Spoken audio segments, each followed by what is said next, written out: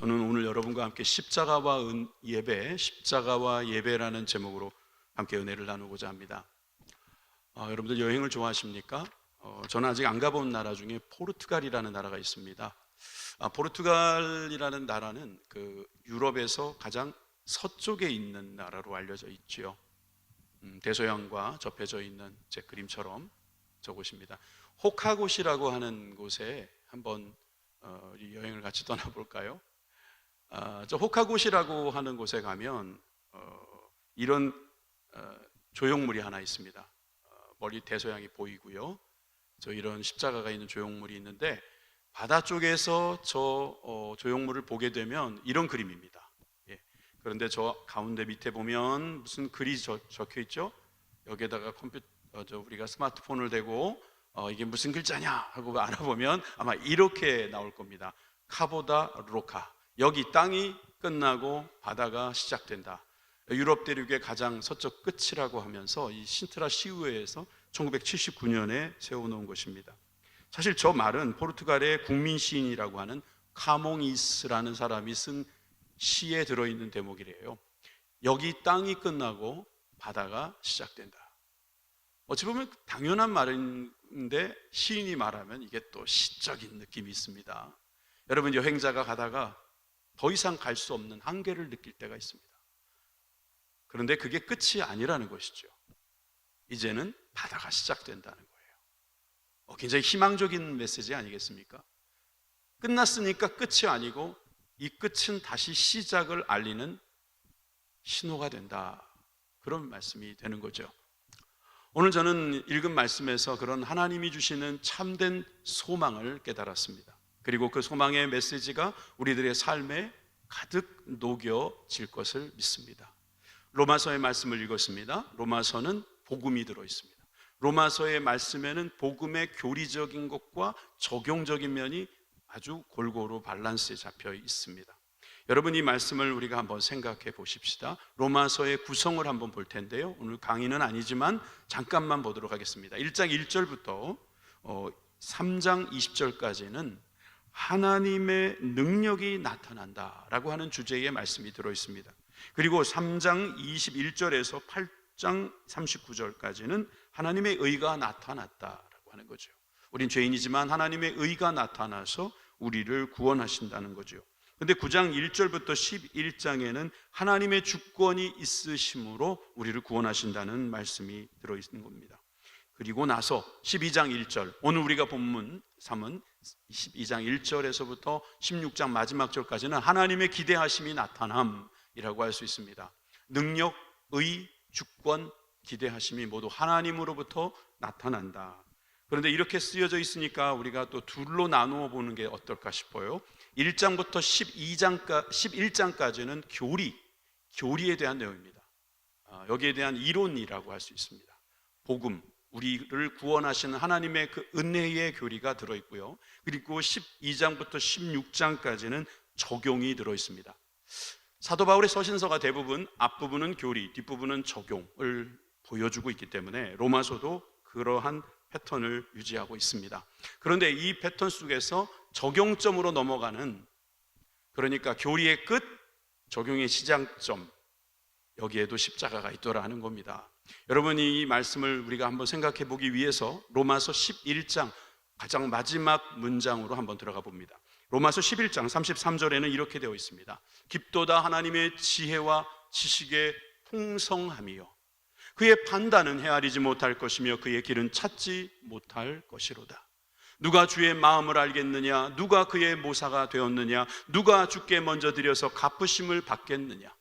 이는 만물이 주에게서 나오고 주로 말미암고 주에게로 돌아감이라. 그에게 영광이 세세에 있을지어다. 아멘. 편지로 지어진 이 로마서는 장절이 구분되어 있지 않았기 때문에 이것이 11장 마지막 절이라는 의미를 부여하지는 않았을 것입니다. 그러나 마지막에 하나님께 영광을 올려드리는 사도 바울의 고백 속에 하나님의 지혜와 지식, 하나님의 판단, 하나님의 길, 하나님의 마음, 하나님이 하시는 모든 일에 대해서 이렇게 고백하는 것이죠. 만물은 주에게서 나오고 주로 말미암고 주에게로 돌아갑니다.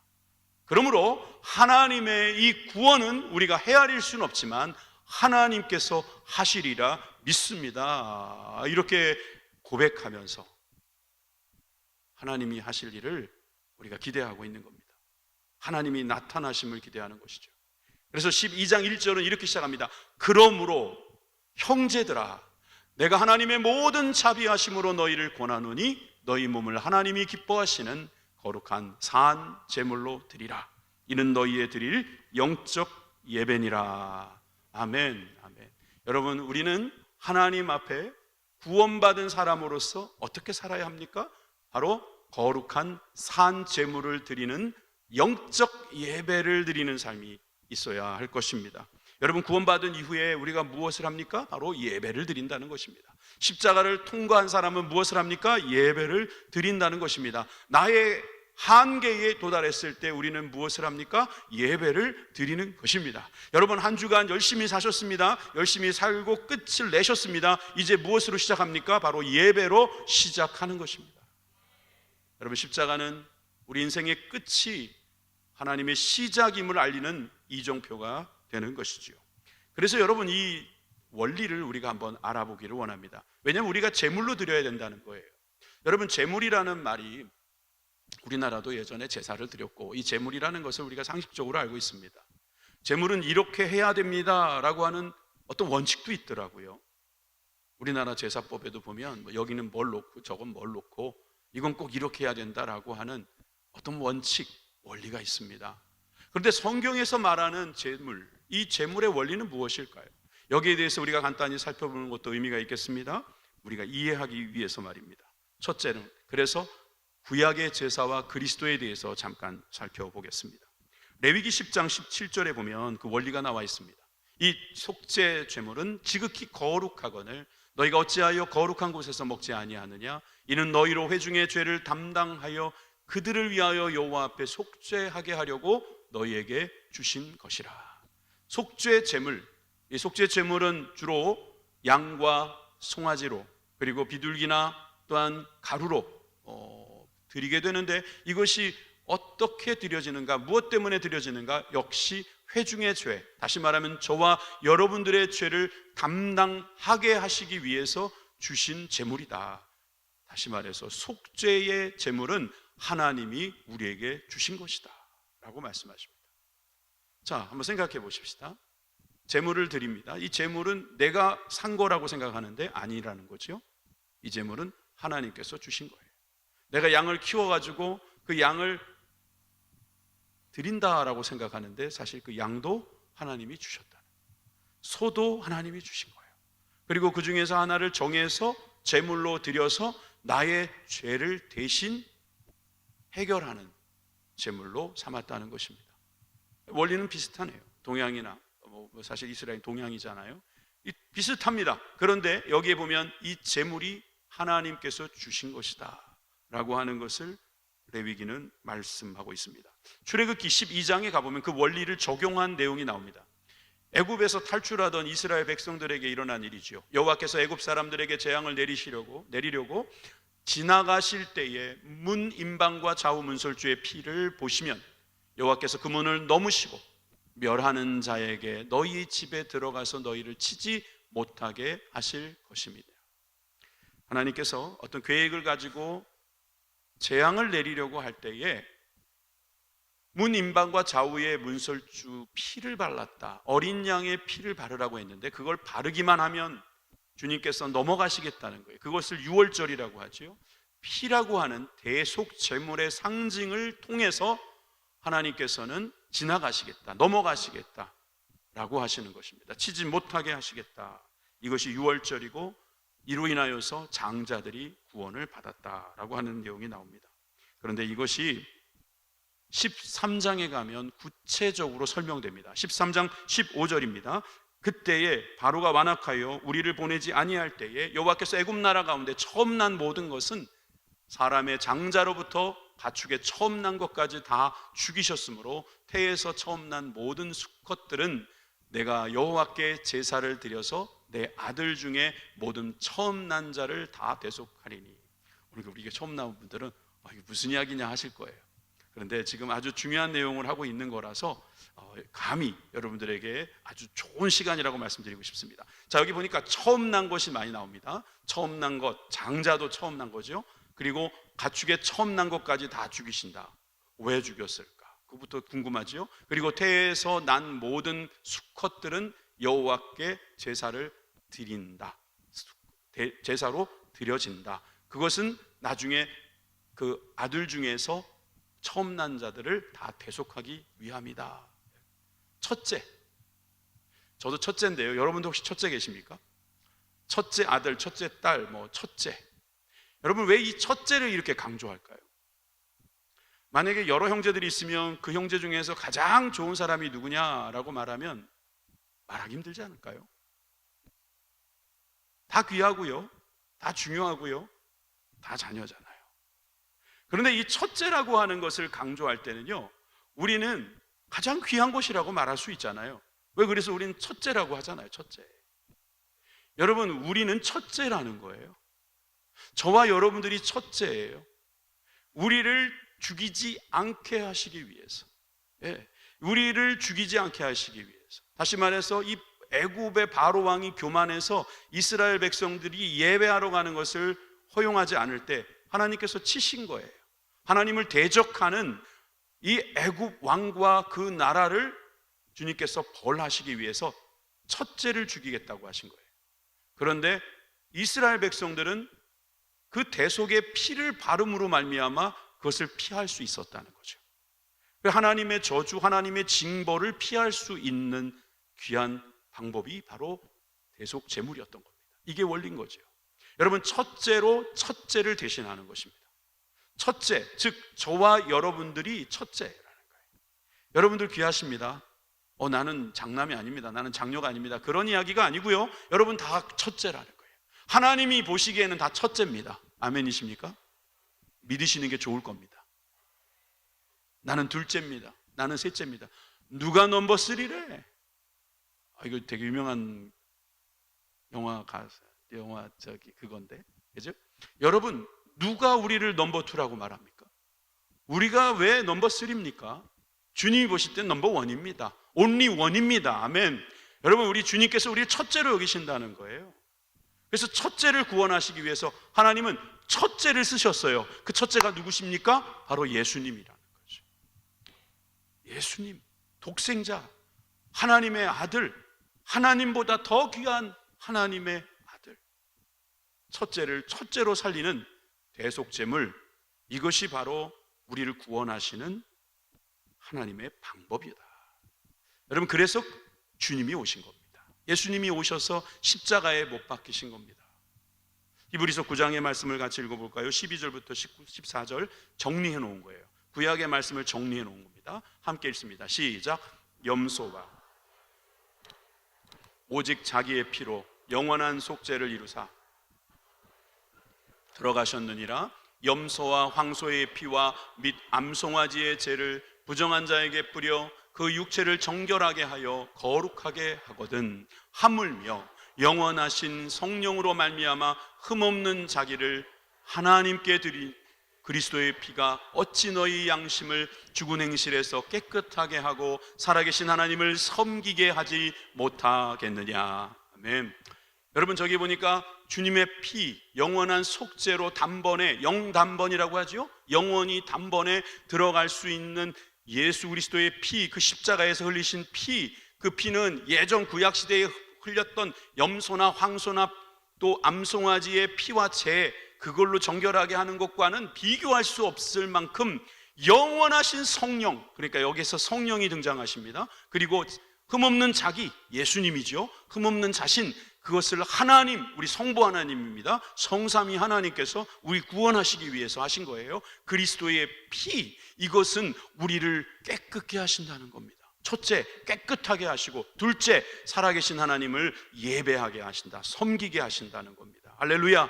여러분, 우리가 구원받았다는 것은요, 대속의 피가 우리를 깨끗게 했다는 거고요, 두 번째, 예배가 시작되었다는 뜻입니다. 깨끗게 된 사람은 그 깨끗한 몸으로 예배를 드리는 거예요. 정결하게 하신 주님께서 정결하게 된 신부를 맞이하시는 것입니다. 그래서 우리는 예배한다는 것은 신랑 되신 우리 주님과 만나는 시간입니다. 어떤 분은 예배를 하나님과 키스하는 시간이라고 그래요. 아우 남사스러워라, 그렇게 말하시는 분들도 있는데 그만큼 애틋한 시간이라는 거예요. 인생을 살면서 이 모양 저 모양으로 시달리고 여기 치고 저기 치고 더 이상 갈 곳이 없어서 낭떠러지에 도달했을 때 그 앞에 십자가가 있습니다. 그곳에서 주님을 만납니다. 이제 주님이 시작하십니다. 그것이 예배입니다. 그래서 첫 주, 한 주의 첫 시간은 바로 예배, 이렇게 우리가 함께 드리는 예배로 시작되는 것입니다. 그래서 두 번째는 성도들이 드리는 공동의 예배를 함께 살펴보겠습니다. 12장 1절의 말씀을 다시 보여드리면 여기에 형제들아 하고 함께 부릅니다.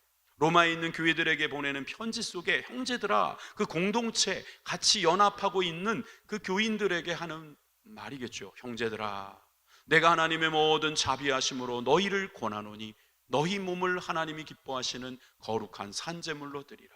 이는 너희가 드릴 영적 예배니라. 여러분, 여기에 보면 복수, 형제들아, 너희 몸 하면서 우리 모두가 함께하는 예배, 이 예배를 강조하고 있습니다. 구약의 안식일과는 달리 신약에 와서는 안식 후 첫날, 즉 부활하신 날을 기념해서 주일 예배를 드립니다. 이 주일 예배를 통해서 우리는 공동체를 이루는 거죠. 여기에서 우리는 서로 하나님의 말씀으로 하나 될 수 있는 복된 시간이 되는 것입니다. 정기적으로 모이는 것, 그리고 모여서 함께 회개하고 기도하고 서로 사랑하고 서로를 위하고 서로를 또한 돕는 그런 시간, 바로 우리가 공동 예배 가운데 있는 예배를 할 수 있습니다. 여기에도 주님께서 충만한 은혜를 내려주실 것입니다. 하나님의 큰 복이 있을 것입니다. 여러분 갈수록 사람들은 안 모이려고 합니다. 도리어 모여도 조금씩만 모이자고 합니다. 여러분, 마귀는 그거를 노립니다. 마귀는 많이 모이지 말라 그래요. 그냥 니들끼리, 마음에 맞는 사람들끼리만 모이라고. 마음에 안 맞는 사람은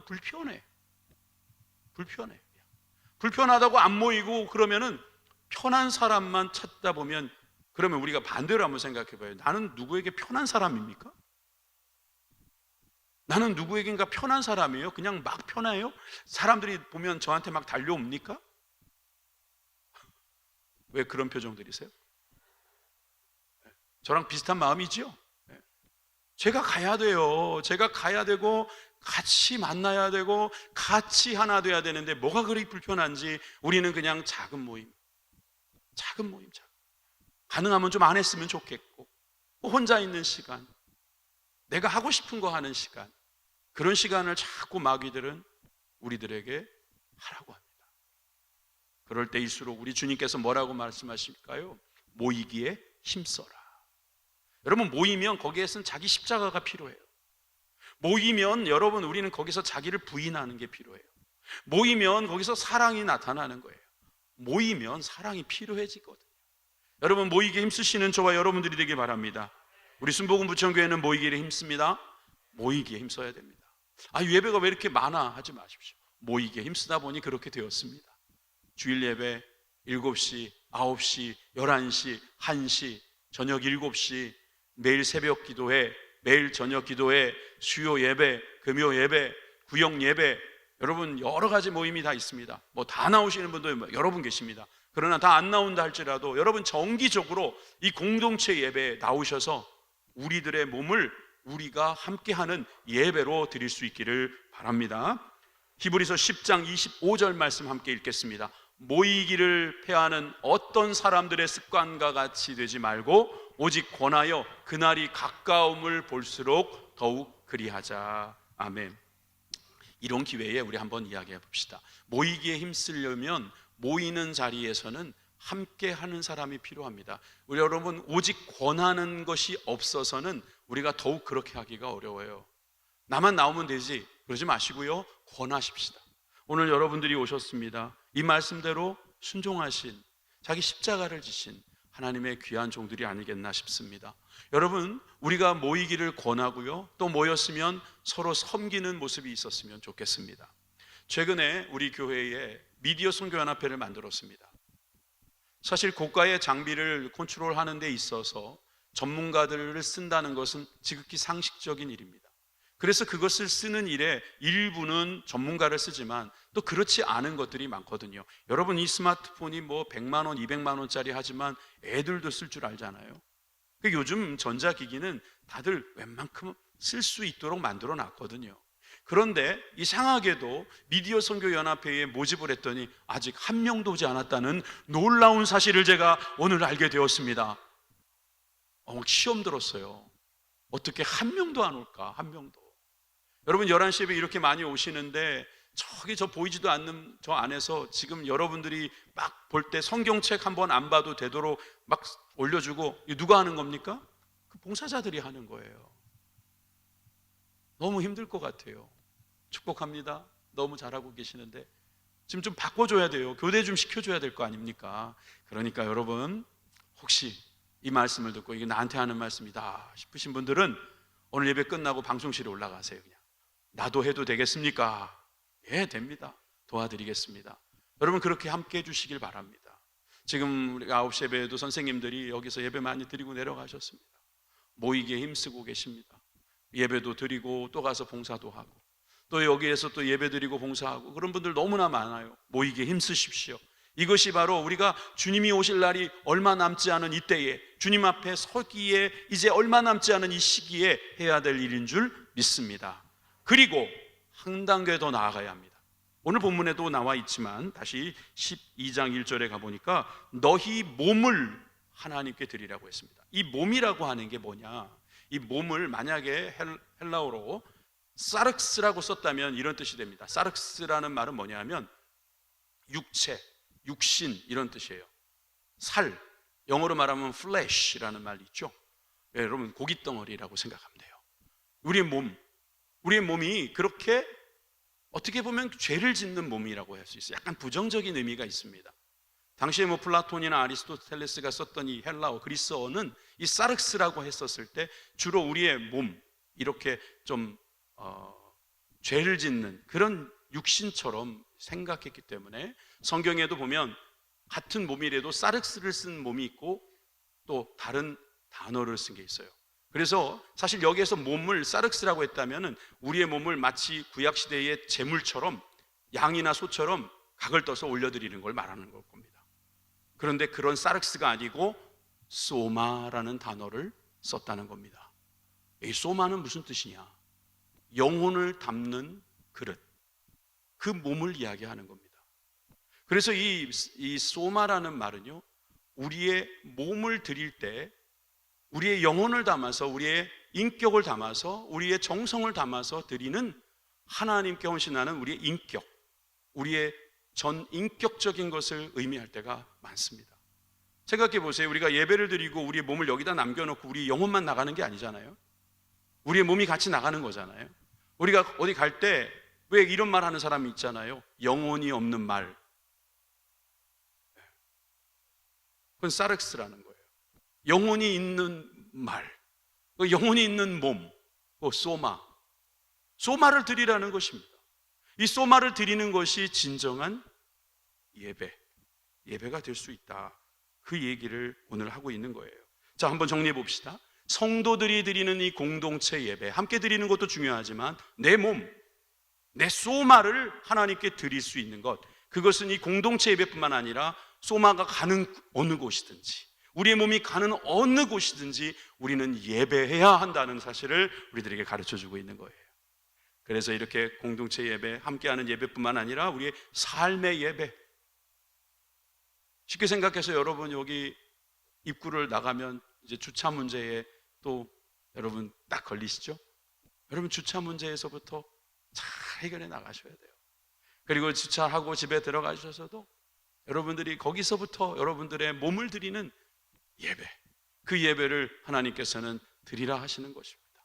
이 예배에 대해서 우리가 마지막으로 이것을 산제물 영적 예배의 삶이라고 할 수 있겠습니다.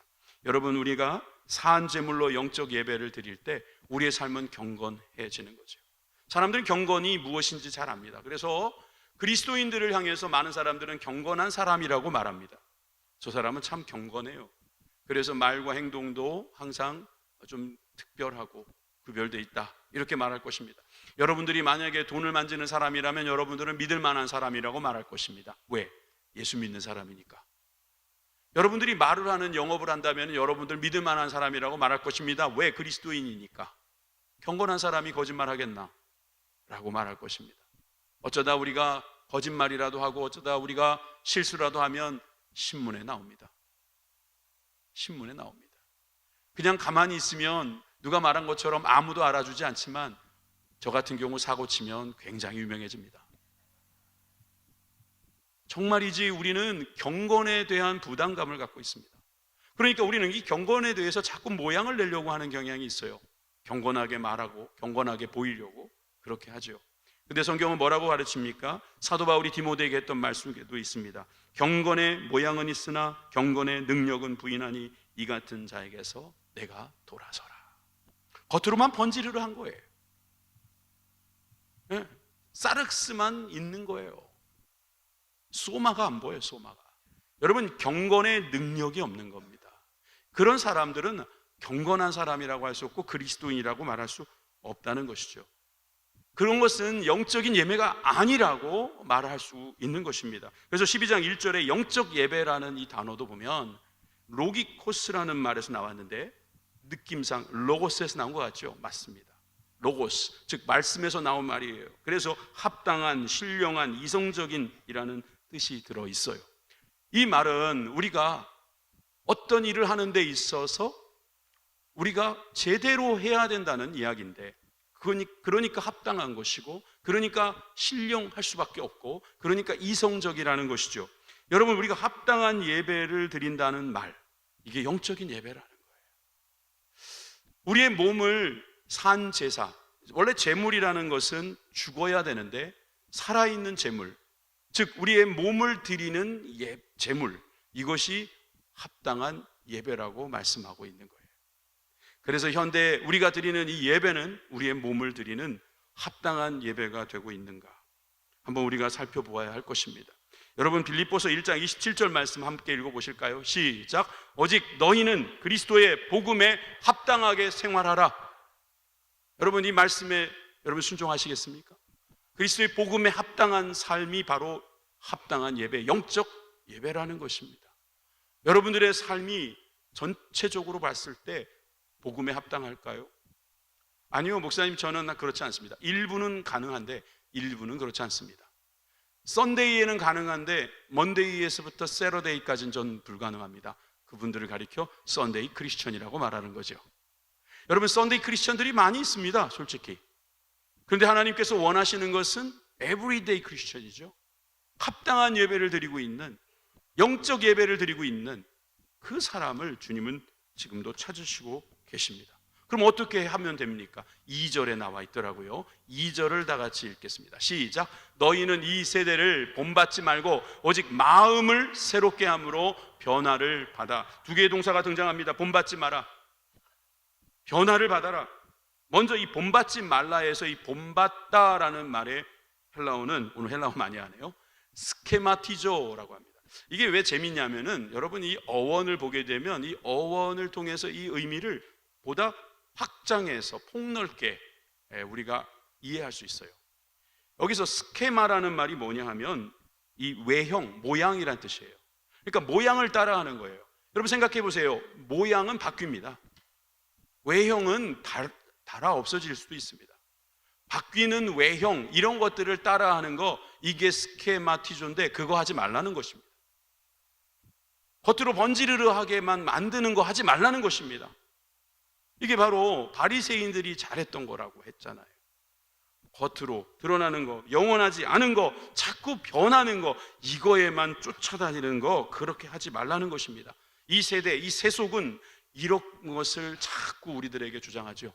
유행이라고 말하고, 대세라고 말하고, 이래야지 사람들이 좋아한다고 말하고, 이러지 않으면 왕따 된다고 말하고, 그러다 보니까 나도 어느새 죄인들과 같이 죄를 짓고 있는 모습을 발견한다면 여러분, 이 말씀을 기억해서 나와야 합니다. 본받지 마라, 본받지 마라, 외형을 따라하지 마라.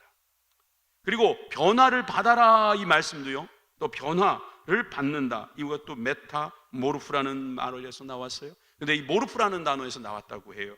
모르페라는 말도 외형이란 뜻이 있는데 보다 본질적인 거라고 말합니다. 그러니까 본질적인 쪽으로 자신을 변형시켜라 이 말이에요. 그래서 영어에서도 보면 transform이라고 돼 있어요. 본받다는 conform이라고 돼 있고, 여러분 이 변형시킨다, 우리가 본질적으로 바뀌어야 된다는 것입니다. 외형만 그런 것이 아니라 이 내부까지도 바뀌는 것, 다시 말해서 소마가 되는 것, 예배자의 이 제물로 되는 것, 이것을 이야기하는 것이죠.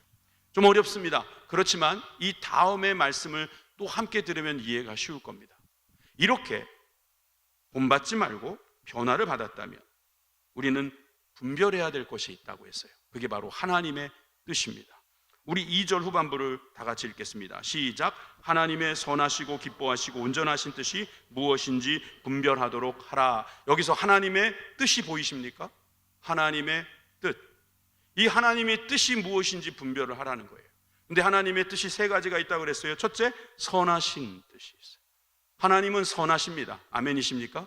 하나님은 토부의 하나님이라는 거예요. 완전하시다는 것입니다. 하나님의 선하심을 다른 말로 말하면 완전하신 하나님, 정의와 공의가 100%. 예? 주님은 완전하신 하나님이신데 또 두 번째, 기뻐하신대요. 기뻐하시는 뜻이래요. 다시 말해서 하나님은 우리를 보고 기뻐하신다는 뜻입니다. 여러분, 우리가 하나님 앞에 설 때 부끄럽지 않습니까? 우리가 어떻게 완전하지도 않은데 하나님이 우리를 보고 어떻게 기뻐하실 수 있습니까? 아니, 하나님께서 완전하신 분이면 우리 같은 사람들을 보고 기뻐하시면 안 되죠. 너 틀렸어, 너 잘못됐어, 너 저리 가, 이러셔야 되는데 주님 우리 보고 기뻐하신대요. 이게 하나님 뜻이랍니다. 그래서 세 번째가 바로 하나님의 온전하신 뜻이라고 말할 수 있는 것이죠. 하나님은 정의로우시지만 또 공의로우시고, 공의로우시지만 정의로우시고, 하나님은 진리도 있으시지만 은혜가 있으시고, 사랑도 있으시지만 그 말씀으로 우리를 가르치시는 놀라우신 하나님, 믿으시면 아멘 합시다. 그래서 선하시고 기뻐하시고 온전한 뜻, 이것이 바로 우리가 예배자로 설 때 우리가 변형되어야 될 것, 그리고 따라하지 않아야 할 것, 이것을 우리가 알게 되는 대목입니다. 저는 이제 모태신앙으로 자랐어요. 어렸을 적부터 교회를 열심히 다녔죠. 제가 어린 시절에 다녔던 교회는 저 여의도에 있는 큰 교회였습니다. 당시에 유행했던 게 있습니다. 이게 뭐냐면 철야기도였어요. 그래서 저희 어머니와 함께 철야기도회를 가면 같이 예배를 드리고 새벽에 일어났는데, 저는 솔직히 예배했다기보다는 그냥 잤습니다. 주로 잤고, 그 새벽 예배와 철야 예배가 연결이 됩니다. 그러면 새벽 예배까지 드리고 나면 이제 동이 트지요. 동이 트면 이제 어머니하고 같이 이제 새벽 예배까지 드리고, 예배도 제대로 드리지도 않았지만 어머니하고 같이 했다는 것에 그냥 기쁨이 있어서 이렇게 걸어 나올 때 항상 느꼈던 게 뭐냐면, 이제 가슴이 뿌듯해지고, 그리고 신발이 작아져 있습니다. 이 말을 이해하시는 분은 아마 해보신 분일 거예요. 철야를 해보면요, 발이 부어요. 신발이 이게 잘 안 맞아요. 그래가지고 신발을 겨우겨우 신고 막 옵니다. 그런데 이런 재미난 일이 있어요. 버스를 타려면 길을 건너야 돼요. 지금은 없어졌는데 거기 옛날에 육교가 하나 있었어요. 그러면 사람들이 버스가 오니까 자, 버스 타자 그러고 어디로 뛰어갑니까? 그냥 길 가운데로 뛰어갑니다. 철야 예배에 쏟아져 나왔던 분들이 육교를 쓰지 않고 그냥 무단횡단을 해버리는 겁니다. 이게 글쎄 뉴스에 나와버렸습니다. 어떤 기자가 한국교회에 이런 기도운동이 일어나고 있는데, 기도회를 하면 뭐하냐? 기도회 마치고 온 사람들이 횡단보도 그냥 무단횡단하더라. 아이고, 제가 어린 마음에 그걸 보고 너무 부끄러웠어요. 여러분, 우리가 이건 분명하게 생각해야 됩니다. 우리가 뭘 잘해서 착한 행실로 우리는 구원받을 가능성이 0%예요. 그건 생각조차도 하지 마세요. 그걸 생각하는 것 자체가 어떻게 보면 되게 교만하신 거 아시겠어요? 우리는 그저 주님의 공로 의지에서 그 받은 은혜에 감사해서 겸손하게 그렇게 살아가는 게 가장 좋은 것입니다. 하나님은 우리를 위해서 최선을 다하셨다니까요. 우리가 최선을 다해서 구원받는 게 아닙니다. 하나님께서 최선을 다하신 것을 믿기만 하면 됩니다. 그런데 믿기만 하면 된다고 해서 막 무단횡단해도 돼요? 예? 막 사람들한테 욕해도 돼요? 막 맘대로 해도 돼요? 안 되죠. 그러니까 여러분, 우린 죽어야 된다는 거예요. 죽어야지 사는 거예요. 이게 역설이지요. 십자가에는 역설이 들어있어요. 죽어야지 산다는 거예요. 아니, 예수 믿으러 처음 오신 분에게 내가 죽어야 한다 그러니까 걱정되시죠? 사르스가 아니라 소마예요. 여러분들의 영혼이 담긴 진정성 있는 삶으로 여러분 하나님 앞에 과거를 없애십시오. 죽이십시오. 습관을 버리십시오. 그것을 말하는 거죠. 자, 여러분, 그럼 로마서 6장 5절에서 7절 말씀이 여러분 잘 이해가 될 거예요. 함께 읽겠습니다. 시작. 만일 우리가 그의 죽으심과 같은 모양으로 연합한 자가 되었으면 또한 그의 부활과 같은 모양으로 연합한 자도 되리라. 우리가 알거니와 우리 옛사람이 예수와 함께 십자가에 못 박힌 것은 죄의 몸이 죽어 다시는 우리가 죄에게 종노릇 하지 아니하려 함이니 이는 죽은 자가 죄에서 벗어나 의롭다 하심을 얻었음이니라. 아멘. 하나님의 선하시고 기뻐하시고 온전하신 뜻은 우리를 의롭게 하시는 거예요. 여러분, 우리는 참 부족합니다. 그래서 우리가 부족해서 하나님 앞에 서기 부끄러울 때가 많습니다. 그러면 예배 못 드릴 겁니다. 그리스도 앞에 우리가 담대히 나갈 수 있는 것은 우리가 하나님의 뜻을 알기 때문입니다. 하나님의 선하시고 기뻐하시고 온전하신 뜻을 분별했기 때문에 내가 죄인이지만, 죄를 지은 모습 그대로 나왔지만 주님은 우리를 맞이해 주신다는 것을 믿는 거예요. 여러분, 잘 생각해 보세요. 여러분들이 정말 큰 죄를 지었다 합시다. 여러분들이 상상할 수 있는 아주 가장 큰 죄를 지었다고 해요. 하나님께서 여러분 처음 딱 보시면 뭐라고 하실까요? 으이그 그러지 말라 그랬더니 그러실까요? 절대로 안 그래요. 여러분, 예배 들어오셔서 하나님한테 이거 들어보신 분 계세요? 저는 이 수만 번의 예배를 드렸지만 한 번도 그런 소리 못 들었어요. 하나님은 어떻게 그렇게 우리를 사랑하시죠? 아니, 완전히 형편없이 살았잖아요. 거짓말도 하고, 한번 살아보겠다고 mam부림치다가 이 사람 치고 저 사람 치고 막 그랬잖아요. 그런데 하나님 나를 보고 이놈아 하지 않고 왔구나, 잘 왔다, 집 나간 자녀 맞이하는 엄마처럼 우리를 품어주지 않던가요? 여러분, 그렇다면 우리는 어떻게 살아야 되는가? 여러분, 예배하는 삶을 사는 사람들은 어떤 삶을 살까요? 로마서 14장의 말씀에서 찾아볼까요? 우리가 살아도 주를 위하여 살고 죽어도 주를 위하여 죽나니 그러므로 사나 죽으나 우리가 주의 것이로다. 아멘이십니까? 이를 위하여 그리스도께서 죽었다가 다시 살아나셨으니 곧 죽은 자와 산 자의 주가 되려 하심이라. 아멘. 우리를 살리시려고 예수님 죽으셨고요, 우리를 다시 또 살리시려고 주님께서는 부활하셨습니다. 그러니 죽은 자와 산 자의 주님 되신 예수 그리스도, 그분과 함께 연합해서 사는 삶, 이것이 바로 그리스도인들입니다. 명실상부 그리스도인들 되시기를 주님의 이름으로 축원합니다. 명실상부가 무슨 뜻인지 아세요? 이름 명자의 열매 실자가 서로 부합한다 이 말입니다. 이름과 열매, 이름과 행동이 여러분 똑같아야 된다는 거예요. 이게 서로 다르면 안 된다는 거예요. 다시요. 명실상부한 그리스도인들 되시기를 바랍니다. 우리가 그래야 되죠. 그것이 바로 우리의 몸을 드리는 산제물로 드리는 합당한 예배, 영적 예배를 드리는 십자가와 예배의 삶을 살아가는 거룩한 성도들이 되는 줄 믿습니다. 기도하겠습니다.